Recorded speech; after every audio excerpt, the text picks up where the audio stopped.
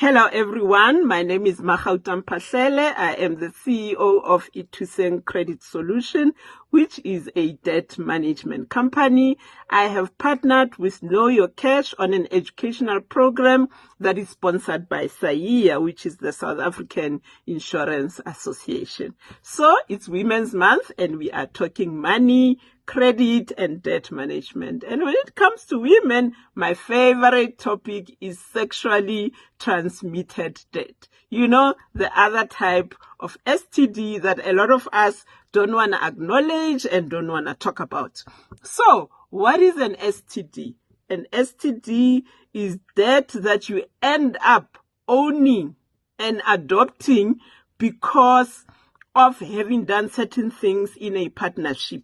For example, having agreed to buy someone a car, your partner a car on credit, or having agreed to act as surety in case that they are not able to buy debt, or buying property jointly, or getting into a type of marriage like in community of property without understanding the financial implications of that decision. So let's, for example, go into if you get married in community of property. Remember that in community of property means that the two of you become a joint estate. So which means that debt that was incurred before the marriage becomes part of the estate and you are jointly liable for that debt. So if for any reason any one of you cannot honor their credit agreement, creditors will come for the estate, which means both of you.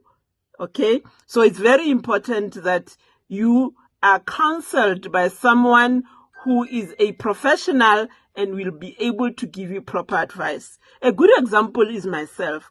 I am a business person, currently single.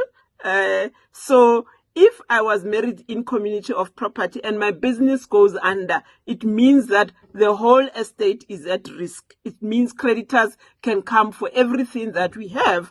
But if we had another different type of marriage contract, the assets could be protected. For example, assets that belonged to my husband on his own. So there you are not left with debt that doesn't belong to you and the assets remain intact. So very important to get proper advice. Number two, if you act as surety for a person, whether married or not married, if at some point they cannot order their credit agreements, creditors will come after you. You will become responsible for that debt. Same thing if you buy something on credit for someone, a boyfriend, a husband, a partner, then if they cannot pay, the bank knows you, doesn't know them.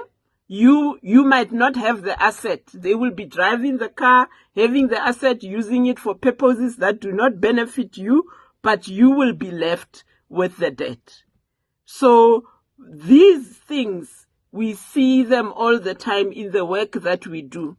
So how do you protect yourself? Number one, know your partner very well. So how do you know? Because you cannot rely on what people tell you. For us, we have seen that credit bureau reports are the best way to know where your partner stands debt-wise, credit-wise. Both of you need to sit down. I know it's difficult and some people think that a credit bureau is a private thing. But if you are going into a marriage, there's no privacy. You have to share the information. You have to know what is pre-existing. How are you going to deal with it going forward? Do you want to enter into that relationship financially? Or how do you protect yourself?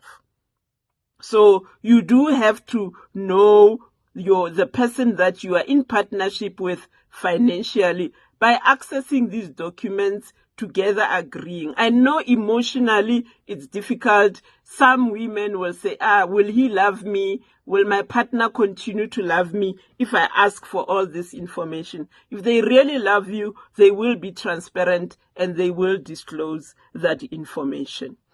The second one is acting as surety or buying on behalf. For me, that is a complete No, unless you are doing it for your children and your family members and you are willing to write off that debt. So imagine buying a car for someone, they are driving it, and when you part, they keep going with the car, and then you have to go through a whole process of trying to recover the car. And actually, there's been a recent court judgment where they said the woman is not the owner, the bank is the owner, so the guy had the right to keep the car. So things can get very technical.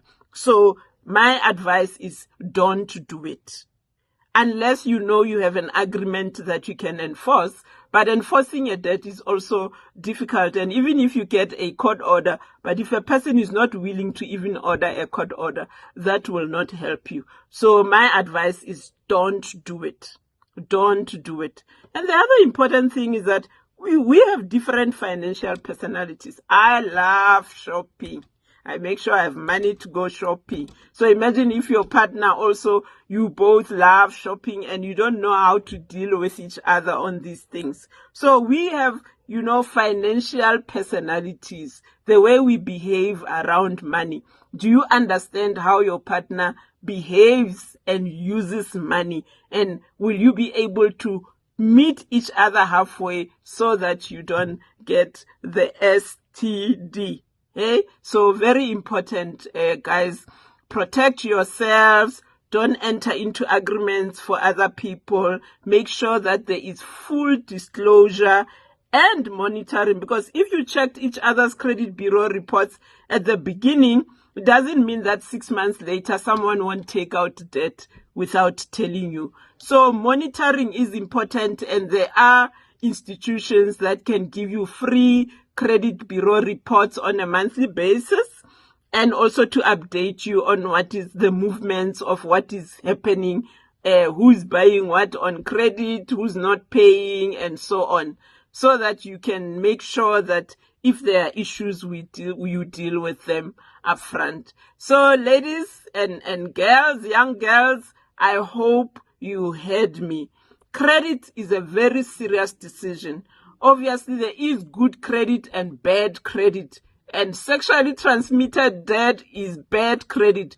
Good credit is if you buy a house for yourself so that in future you can rent it and so on.